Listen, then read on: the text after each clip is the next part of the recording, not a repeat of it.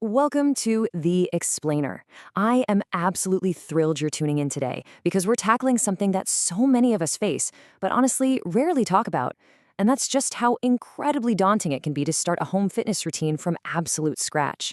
Seriously, staring at an empty patch of living room floor and wondering how to turn that into a place of actual physical transformation, that is no small feat. But today, we're going to break it all down. We'll be looking at two fantastic, incredibly effective, yet completely opposite approaches to getting started using two really phenomenal sources. So I want to toss this crucial question directly to you right off the bat. What does it actually take to start a fitness journey? We have all felt that intimidation factor, haven't we? It's so easy to convince ourselves that we can't possibly start because, well, we don't have the right resistance bands, or the perfect set of dumbbells, or that ridiculously expensive gym membership. We look at the entire fitness landscape and just think, man, I don't have the gear and I definitely do not have the experience. But here is the wonderfully simple answer shared by both of our expert sources today. Whether you are gearing up for a high-intensity core workout from MadFit or a beginner's yoga sequence from Yoga with Adriene, all you need is just yourself, a little bit of space, and an open mind. That's literally the whole shebang. No fancy equipment is required to get moving today. If you've got a soft surface or a yoga mat, hey, that's great. But if not, an open mind and an open heart are genuinely your only real prerequisites. Okay, let's dive into our two paths for beginners, the high-energy core versus the mindful yoga flow. Think of these as the ultimate fitness yin and yang. On one hand, we've got the MadFit 10-minute core workout. It's a fast, punchy, active sprint entirely focused on engaging your abdominals through strict 30-second intervals. On the flip side, we have Yoga with Adriene's 20-minute flow. It's double the length, guided entirely by the pace of your own breath rather than a buzzing timer, and it really hones in on full-body mindfulness rather than just targeted muscle fatigue. These are two totally different vehicles, but both are expertly designed to get a beginner moving safely. Let's start things off with Act 1, the 10-minute core sprint.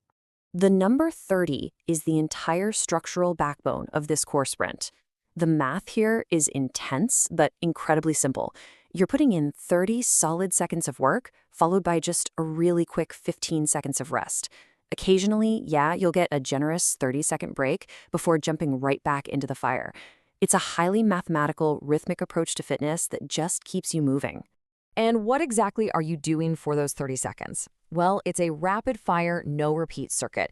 You're hitting standard crunches, moving right into 90-degree leg crunches, dead bugs, leg drops, flipping over for mountain climbers and elbow planks, and finally twisting it all out with Russian twists. Because it's a no-repeat format, the momentum stays sky high and your mind stays completely engaged. You literally never get bored, because the second you finish an exercise, you know for a fact you don't have to do it again for the rest of the routine. Now, if you take nothing else away from the sprint, remember this absolute golden rule. MadFit repeats this instruction constantly throughout the routine. Press that lower back into the floor. Whether you're doing leg drops or dead bugs, especially when your legs are fully extended, your body's natural tendency is for that lower back to arch and lift right off the mat. Pressing it down is the absolute key to safely engaging the lower abs during a sprint while totally protecting your spine. It's the foundational technique that makes all these rapid-fire moves totally safe for a beginner. All right, Act 2, the mindful yoga flow. We begin here in Sukhasana, the easy pose. Adriene uses this simple cross-legged posture at the very start of the practice. And look, it's not about burning calories right out of the gate. It's about shifting your center of gravity inward.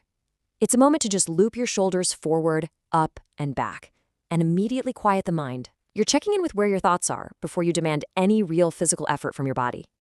And right from that simple seated position, Adriene guides us through this brilliant procedural alignment technique.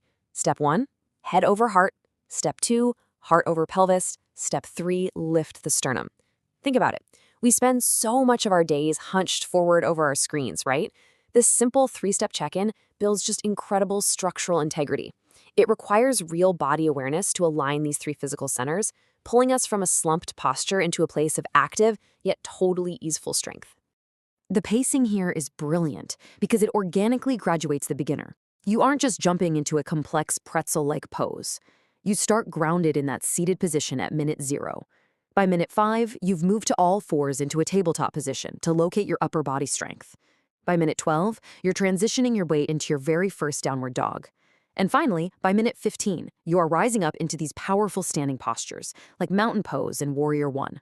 It is a slow, deeply methodical climb from the earth right up to your feet. And throughout this entire climb, Adriene smartly uses Anjali Mudra, which is just drawing the palms together at the heart, as a sort of thematic anchor. When a beginner's body inevitably starts to get tired during the practice, the shoulders immediately want to slump forward. Coming back to this mudra serves as a physical reminder to loop those shoulders back and lift the sternum right to the thumbs. It is essentially a built-in reset button for your posture the absolute moment fatigue sets in. Moving right along to Act 3, the synthesis of alignment and modifications. Now, here is the secret shared between these two completely different styles. It's crazy how identical the foundational rules of alignment actually are across both modalities. In the MadFit Sprint, when you're doing a rapid mountain climber or holding a tough elbow plank, the explicit instruction is to keep the body in a nice straight line and keep the booty in line. Over in the Yoga Flow, when Adriene is teaching the tabletop position, her instruction is to remember the neck is an extension of the spine and not to collapse into your bones, but to find an upward current of energy. So whether you are sprinting or flowing, a straight, engaged, fully supported spine is the universal rule of safe movement. I really want to highlight this specific quote directly from Adriene because it's massive. Have an experience in your body. Don't crank yourself into the posture. This right here is the vital beginner mindset. We all have this idealized Instagram-ready shape in our heads of what an exercise or a yoga pose is supposed to look like. But true fitness, it isn't about mimicking a picture. It's about what actually feels right and safe in your own unique body on any given day. You just can't sacrifice your form or your safety just to twist a little deeper or look a certain way. And that leads us perfectly into the power of modifying, which both of our sources actively, enthusiastically champion. If keeping your legs straight during MadFit's leg drops is just too much, she tells you straight up to bend them and just tap your heels to the floor.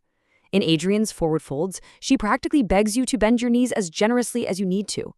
Modifying is not a sign of weakness, guys. It is the physical act of protecting your body rather than forcing a move. It is literally how beginners safely become experts over time. Which brings us to our final takeaway, finding your balance. The true dance of fitness, as Adriene beautifully notes in her practice, is finding a place where an active, strong, fully engaging body can coexist completely with a sense of softness, ease, and calmness. Starting a fitness journey from absolute scratch is ultimately about learning this exact balance. It's about learning when you have the fire and energy to push hard through that final 30-second MadFit interval, and exactly when you need to softly listen to your body's limits, drop your knees to the mat, and just breathe. So, as we wrap up today's explainer, I'm going to leave you with this final thought. You have the tools now. You know you don't need any fancy equipment, just yourself and a little bit of space. So the only question left to answer is, which modality does your body need today? Do you need the active, fiery push of the 10-minute core circuit, or are you craving the grounding, expansive ease of the 20-minute yoga flow? Listen to your body, make your choice, and go step onto your mat.